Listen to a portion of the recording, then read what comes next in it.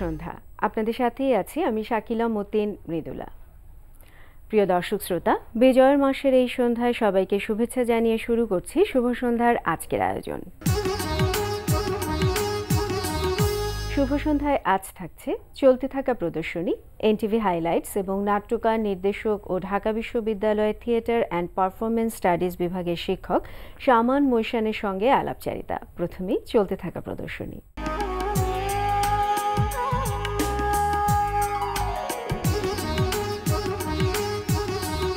শুরুতেই জানিয়ে দিচ্ছি চলতে থাকা প্রদর্শনীর সময়সূচি। রাজধানীর আগারগাঁওয়ের স্থপতি ইনস্টিটিউটের আইবিএস সেন্টারে প্রদর্শিত হচ্ছে ভাস্কর হামিদুজ্জামান খানের ভাস্কর্য প্রদর্শনী। দুপুর 12টা থেকে সন্ধ্যা 6টা এই সময় প্রদর্শনী চলবে 7 জানুয়ারি পর্যন্ত। আলিয়াস প্রসেসের লা গ্যালারিতে প্রদর্শিত হচ্ছে জলজ 2 শিরোনামে দলীয় চিত্রকলা প্রদর্শনী। প্রদর্শনী চলবে 29 ডিসেম্বর পর্যন্ত। মহাখালী নিউ ডিওএইচএস এর গ্যালারি কসমসে প্রদর্শিত হচ্ছে আন্তর্জাতিক দলীয় চিত্রকলা প্রদর্শনী। প্রতিদিন দুপুর 12টা থেকে রাত 8টা এই সময় প্রদর্শনী চলবে 26 ডিসেম্বর পর্যন্ত। বাংলাদেশ শিল্পকলা একাডেমিতে অনুষ্ঠিত হচ্ছে 17তম দ্বিবার্ষিক এশিয়ান চারুকলা প্রদর্শনী 2016। প্রতিদিন বেলা 11টা থেকে রাত 8টা এই সময় প্রদর্শনী চলবে 31 ডিসেম্বর পর্যন্ত। এবার এনটিভি হাইলাইটস।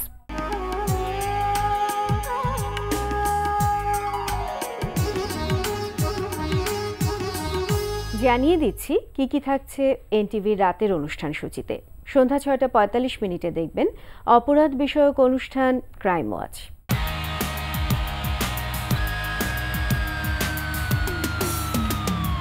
রাত 8:20 থাকছে ফেরদৌস হাসানের পরিচালনায় ধারাবাহিক নাটক মায়া। আমি পড়ে শোনাবো? তোমার পড়া শুনলে আমার মাথা ধরে। তাই নাকি? বাংলা না ইংরেজি? ইংরেজিতেও চলে, বাংলার অবস্থা তো খুবই খারাপ। যুক্তাক্ষর তো চেনই না। রাত 9টায় প্রচার হবে ওয়াহিদা রাজ্জাক মিশার প্রযোজনায় অনুষ্ঠান স্যান্ডেলিনা গ্ল্যামার ওয়ার্ল্ড।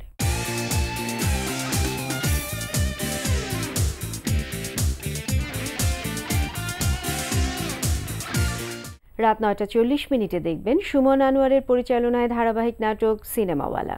হীরা তোর বন্ধু আর ওই হীরা আমার শত্রু, তাহলে তোর সাথে আমার সম্পর্ক কি দাঁড়ায়? তাই বলে কি কারো মুখের উপর খারাপ ব্যবহার করা যায়? যায় না। যায়। আমি তোর মুখের উপর খারাপ ব্যবহার করতেছি, তো এখান থেকে যা যা কইতেছি। রাত 11:30 দেখবেন ইমরাউল রাফাতের পরিচালনায় ধারাবাহিক নাটক তরুণ তুর্কি। প্লিজ ঝগড়া কেন করছো তোমরা? Please have a seat. ঝগড়া কোথায় করছো? বন্ধুরা তো একটু খোটা মারতেই পারে।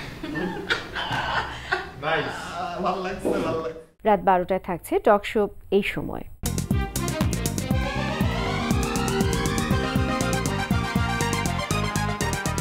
এই ছিল এনটিভি রাতের অনুষ্ঠানমালার হাইলাইটস।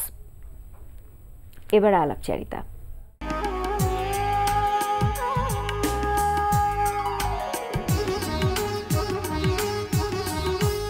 বাংলাদেশ শিল্পকলা একাডেমির জাতীয় নাট্যশালা মিলনায়তনে আজ সন্ধ্যা 7টায় মঞ্চায়িত হবে শামান মৈশান রচিত নাটক কাল চৌতিশা।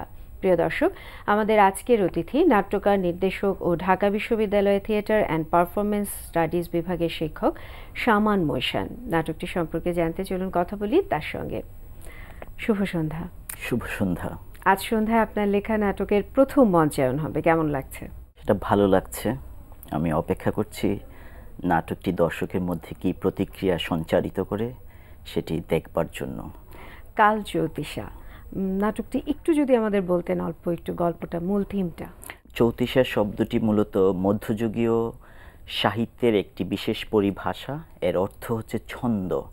কাল তার মানে হচ্ছে কাল চৌতিশা শব্দবন্ধ, দুইটা শব্দের সম্মিলনে যে শব্দটি কাল চৌতিশা, এর অর্থ দাঁড়াচ্ছে কালের ছন্দ। এই নাটকটি মূলত বর্তমান সময়ের আধারে দুটো তরুণ তরুণী দম্পতির হচ্ছে যে স্মৃতি, বর্তমান জীবন এবং তাদের সামাজিক রাজনৈতিক আকাঙ্ক্ষা ও ব্যর্থতা, এবং শেষ পর্যন্ত হচ্ছে যে তাদের জীবনে খুবই এক ধরনের পচন ও পতন নেমে আসে। এরপরে হচ্ছে যে ওরা সময়ের চক্রে, ঘটনার আবর্তে উপলব্ধি করতে পারে হচ্ছে যে প্রকৃতপক্ষে ভালোবাসা কী এবং জীবনের অর্থ কী। তো সেই জন্যই হচ্ছে যে সময়ের আধারে বেঁচে থাকা একদল মানুষের গল্প হচ্ছে কাল চৌতিশা। বাহ, সুন্দর।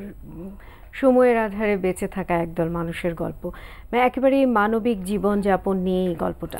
একদম মানবিক জীবনযাপনই শুধু নয়, একই সঙ্গে স্মৃতি, ইতিহাস, দেশ, অভিবাসন এই ব্যাপারগুলো এসছে। তো আমার মনে হয় যে যেমন ধরুন আমি এমন একজন মানে মানুষ যে মুক্তিযুদ্ধ দেখেনি, কিন্তু মুক্তিযুদ্ধ এমন একটা ঐতিহাসিক ঘটনা, এমন একটা এক্সপেরিয়েন্স যেটা হচ্ছে যে যেটাকে অ্যাভয়েড করে, উপেক্ষা করে ঠিক এইখানে নিঃশ্বাস প্রশ্বাস নেওয়া যায় না এই দেশে, বাংলাদেশে। ফলে হচ্ছে যে মুক্তিযুদ্ধ আমার কাছে সবসময় একটা স্পিরিট, একটা চেতনা, যে চেতনার মধ্য দিয়ে হচ্ছে যে নামহীন অজস্র অভিজ্ঞতা এবং কল্পনায় আমরা নির্মাণ করতে পারি আমাদের বাচনকে, যাপনকে, আমাদের সময়ের আমাদের শ্রেষ্ঠ উপলব্ধিগুলো কী।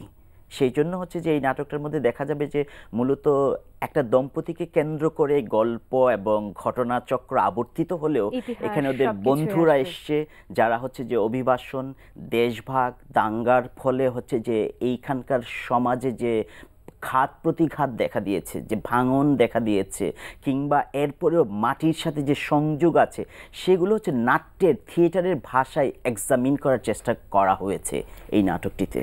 পরিচালনায় কে আছেন? এই নাটকটি পরিচালনা করছেন হচ্ছে রিয়াজ মাহমুদ, প্রযোজনা করছে সাধনা, যেটা খুবই সুখ্যাত একটা প্রতিষ্ঠান। মূলত হচ্ছে যে উপমহাদেশীয় সংস্কৃতির প্রসারের জন্য তারা কাজ করেন এবং তাদের মূল ফোকাস হচ্ছে নৃত্য, কিন্তু কিছু নাটকও তারা করেছেন এবং খুবই নিরীক্ষাধর্মী প্রযোজনা করেন। সেই জন্য এই প্রযোজনাটিতে হচ্ছে যে রিয়াজ মাহমুদ ডিরেকশন দিয়েছেন, লুবনা মারিয়াম শিল্প নির্দেশনা দিচ্ছেন, এবং এইখানে হচ্ছে যে একদল যারা ঢাকা বিশ্ববিদ্যালয়ের থিয়েটারে লেখাপড়া করেছেন, অভিনেতা অভিনেত্রী, এবং হচ্ছে যে ভারত এবং বাংলাদেশের বিভিন্ন প্রতিষ্ঠানে যারা নৃত্যে শিক্ষা লাভ করেছেন এবং যারা এখন চর্চা করছেন, তাদের সম্মিলনে এই পারফরমেন্সটি হচ্ছে। এবং সেইখানে বিশেষভাবে হচ্ছে যে ঢাকা বিশ্ববিদ্যালয়ের 2 জন শিক্ষক হচ্ছে যে অভিনয় করছেন এবং তারা দীর্ঘদিন পরে অভিনয় করছেন। আমার মনে হয় যে এটা বাংলাদেশের সংস্কৃতির প্রায়োগিক চর্চায় একটা উল্লেখযোগ্য ঘটনা, যেখানে হচ্ছে যে থিয়েটার ডিপার্টমেন্টগুলো আসলে যেসব হিউম্যান রিসোর্স প্রডিউস করে, তাদের আসলে শেষ গন্তব্য কোথায়, কোথায় যায়, সেই রকমের কোনো পরিসংখ্যান, কোনো হিসেব আমাদের থাকে না।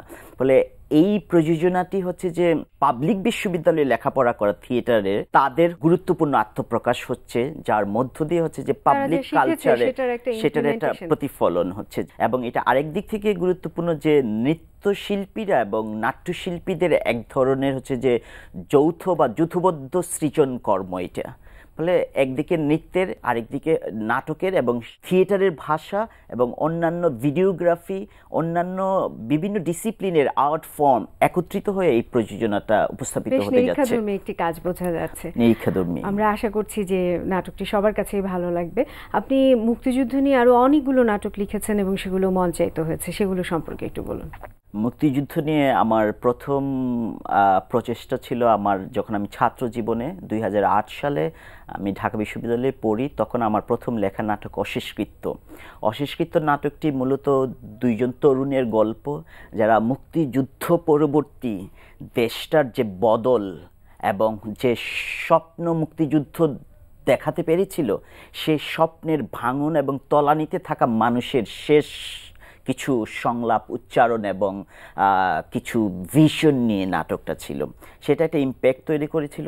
এরপরে হচ্ছে যে আরেকটা নাটক ফনা, যেটা সুদীপ চক্রবর্তী নির্দেশনা দিয়েছিলেন, বরিশাল শব্দাবলী প্রযোজনা করেছিল, এবং এটা বরিশাল অঞ্চলে, ঢাকা শহরে, ঢাকার বাইরে কলকাতায় বেশ প্রতিক্রিয়া তৈরি করতে পেরেছিল। এটা মূলত ছিল বাংলাদেশ যে একটা জনযুদ্ধের ফলাফল, সাধারণ মানুষের সর্বাত্মক অংশগ্রহণের মধ্য দিয়ে একটা যুদ্ধ এবং শেষ পর্যন্ত একটা দেশ স্বাধীন হয়ে ওঠে।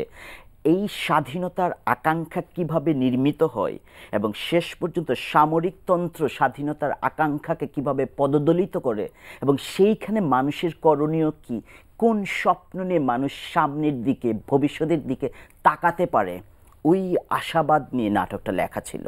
তো এটা ছিল ফনা। তারপরে হচ্ছে যে আমার তৃতীয় প্রজেক্ট বলা যেতে পারে, সেটাও মুক্তিযুদ্ধ নিয়ে, সেটা হচ্ছে বাংলাদেশ শিল্পকলা একাডেমি কেন্দ্রীয়ভাবে তারা 3টা নাটক প্রযোজনা করেছিল। এখানে একটা নাটক লিখেছিলেন মামুনুর রশিদ, অন্য আরেকটা মঞ্জুরে মৌলা, এবং আমাকে আমন্ত্রণ জানিয়েছিলেন তারা যে বীরাঙ্গনাদের নিয়ে একটি নাটক লেখার জন্য। তো বীরাঙ্গনাদের সাথে প্রত্যক্ষ নৃতাত্ত্বিক গবেষণার মধ্য দিয়ে গল্প এবং হচ্ছে তাদের জীবন এবং আসলে তাদের অভিজ্ঞতাগুলো কেমন ছিল সেটাকে আমি এক্সপেরিয়েন্স করি। এর মধ্য দিয়ে হচ্ছে যে নাটকটা লিখি, নাম হচ্ছে বিদেহ। বিদেহ হচ্ছে যে বীরাঙ্গনাদের সেই নাটক যেটা হচ্ছে তাদের শরীরের যে স্মৃতি আছে, এবং শরীর হচ্ছে যে মুক্তিযুদ্ধে নিপীড়িতা নারীর শরীর যে পবিত্র এবং গুরুত্বপূর্ণ, এমনকি দেশ এবং মাটির রূপক সেটাকে হচ্ছে এক্সামিন করা, এবং শরীর এই রাজনৈতিক স্মৃতিকে কিভাবে বহন করে। এবং আজকে আমাদের নতুন প্রজন্মের জন্য, আজকে আমরা যারা বেঁচে আছি, যারা যুদ্ধ দেখিনি, যুদ্ধের লাঞ্ছনা দেখিনি, নিপীড়ন দেখিনি, কিন্তু আমরা যুদ্ধের ফসল হিসেবে বাংলাদেশ দেখছি, তাদের জন্য একটা গুরুত্বপূর্ণ বার্তা ছিল যে নারীর শরীর যেটা হচ্ছে যে শত্রু বাহিনী দ্বারা লাঞ্ছিত হয়েছে, সেই শরীর গুরুত্বপূর্ণ, এবং সেই শরীরের মধ্য দিয়ে হচ্ছে যে আমরা আমাদের নতুন স্বপ্নের রচনা করতে পারি, এবং যেটা মায়ের রূপক, ওই রকম একটা গুরুত্বপূর্ণ যে দেহ দ্বারা হচ্ছে এই দেশ এসছে, এবং এটা দেহাতীত এক কল্পনাকে তুলে ধরে। অবশ্যই, এবং পাশাপাশি নারীরা একেবারে সরাসরি যুদ্ধ করেছে এবং নার্সিংয়ের কাজও করেছে, এবং সেগুলো নিয়েও কাজ হয়েছে। এবং এটা হচ্ছে যে গুরুত্বপূর্ণভাবে হচ্ছে যে মুক্তিযুদ্ধে নারীর ভূমিকা, অংশগ্রহণকে পরবর্তী বিভিন্ন সাহিত্যে নানানভাবে এসছে। সেক্ষেত্রে অনেক সময় আপনি যদি অপরাজেয় বাংলার দিকে তাকান, ঢাকা বিশ্ববিদ্যালয়ের যে স্থাপনা, সেখানে দেখা যাবে যে নারী চিত্রিত হচ্ছে ওষুধের বাক্স হিসেবে নিয়ে। কিন্তু মনে রাখতে হবে এটা হচ্ছে যে একটা পিতৃতান্ত্রিক দৃষ্টিভঙ্গি মুক্তিযুদ্ধকে মূল্যায়নের ক্ষেত্রে, কিন্তু নারী কেবল শুধুমাত্র চিকিৎসামূলক সেবা কর্মে নিয়োজিত ছিল এমনটা নয়। নারীর যুদ্ধের অংশগ্রহণ এটা নানামাত্রিক, বহুমাত্রিক। নারী তো স্বয়ং তার দেহ দিয়ে হচ্ছে যে দেশটাকে স্বাধীন করতে চেয়েছে, দেহ লুণ্ঠিত হয়েছে, এরপরে নারীর ভূমিকাকে পরোক্ষভাবে উপস্থাপনের কোনো সুযোগই নাই। সেই জন্য হচ্ছে যে আমার ওই নাটকেও ছিল যে নারীর ভূমিকা কেবল সেবামূলক না, নারীর ভূমিকা অনেক গভীর, এবং হচ্ছে যে এটা কেবলমাত্র পিতৃতান্ত্রিক ভাবাদর্শ দিয়ে দেখার সুযোগ নেই। নারীর ভূমিকা যোদ্ধার ভূমিকা, নারীর ভূমিকা রণাঙ্গনে বিদ্রোহিনীর ভূমিকা। আসলে যার যার অবস্থান থেকে সেই সময় যদি বিদ্রোহ না করতো তাহলে আমরা স্বাধীন দেশ পেতাম না। আমরা কাজ করছি আজ বিজয়ের মাসে স্বাধীন দেশে, যার যার ভূমিকায় শেষে যুদ্ধ করেছে যার যার অবস্থান থেকে। আপনি মুক্তিযুদ্ধ ছাড়াও তো অন্যান্য বিষয়েও নাটক লিখেছেন, সেগুলো সম্পর্কে যদি একটু বলেন যে আপনি এছাড়া শুধু কি আপনি নাটকের পাশাপাশি বই কিংবা গল্প সেগুলোও তো লেখা হয়?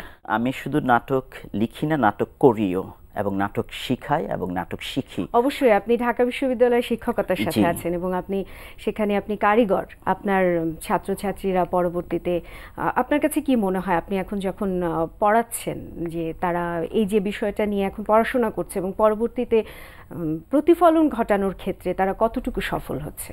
আমার মনে হয় একটা পাবলিক বিশ্ববিদ্যালয়ে থিয়েটারের মতন একটা আর্ট ফর্ম, শিল্পের একটা শাখা কেন পড়ানো হবে? থিয়েটার হচ্ছে যে এমন একটা শিল্পের শাখা এবং জ্ঞানের শাখা, যেটা একদিক থেকে একটা জ্ঞান কাণ্ড, অন্যদিকে একটা শিল্প শাখা। দুইটার সম্মিলনের মধ্য দিয়ে একজন তরুণ, একজন ছাত্র বুঝে নিতে পারে এই জীবন এবং জগৎ এর মানে কি, এবং থিয়েটারের ফ্রেমওয়ার্ক দিয়ে জীবন এবং জগৎকে দেখা, উপলব্ধি করা, এবং হয় পৃথিবীটাকে বদলানোর জন্য সে ভূমিকা নেবে, না হয় এই পৃথিবীতে ইতিবাচক একজন মানুষ হিসাবে কিভাবে অভিযোজন করে নিতে পারে সেই কাজটা করবে। তো আমার মনে হয় যে নাটক পড়ার মধ্য দিয়ে, নাটক করার মধ্য দিয়ে সবচেয়ে গুরুত্বপূর্ণ যে কাজটা হয় সেটা হচ্ছে যে একটা জীবন্ত মানুষ তার রক্ত প্রবাহ নিয়ে, তার অস্তিত্ব নিয়ে আরেকজন জীবিত মানুষের মুখোমুখি যখন হয়, তখন সবচেয়ে গুরুত্বপূর্ণভাবে মানবিক বন্ধনটা স্থাপিত হয়। ফলে এইটা সবচেয়ে গুরুত্বপূর্ণ মেসেজ। থিয়েটার একটা আর্ট ফর্ম হিসাবে গল্প বলে, অভিনয়ের আনন্দ দেয়, দৃশ্যের শক্তি তুলে ধরে, কিন্তু সব কিছু ছাপিয়ে মৌলিকভাবে থিয়েটার হচ্ছে আমার কাছে সেই রকমের একটা অবলম্বন, একটা আশ্রয়, একটা ভাষা, যার মধ্য দিয়ে আমরা মানুষ হিসাবে আরেকটা মানুষের সাথে সম্পর্কিত হওয়ার স্বপ্নটা দেখতে পারি। তাহলে আমার মনে হয় যে সেই কাজ যদি বিশ্ববিদ্যালয়গুলোতে হয় তাহলে খুবই শক্তিশালী কাজ হবে, কারণ এখন হচ্ছে ভাঙনের সময়, এখন প্রায় সব কিছু ভেঙে যাচ্ছে, একটা নতুন একটা পুনর্গঠনের বাস্তবতার মুখোমুখি আমরা।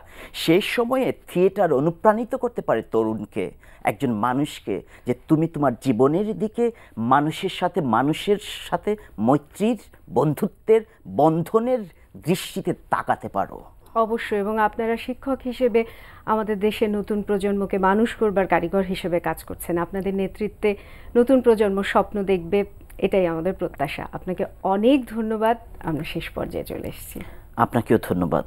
প্রিয় দর্শক, কথায় কথায় আমরাও চলে এসেছি অনুষ্ঠানের শেষ প্রান্তে। আমাদের সঙ্গে যোগাযোগের ঠিকানা প্রযোজক শুভ সন্ধ্যা, NTV BSSC ভবন, 7তলা 102 কাজী নজরুল ইসলাম এভিনিউ, কারওয়ান বাজার, ঢাকা 1215। আমাদের ইমেল অ্যাড্রেস shubhosondha@ntvbd.com। প্রিয় দর্শক, NTVতে সম্প্রচারিত সংবাদ ও অন্যান্য সকল অনুষ্ঠান দেখতে লগ ইন করুন www.ntvbd.com। সবাই ভালো থাকুন, নিরাপদে থাকুন। শুভ সন্ধ্যা।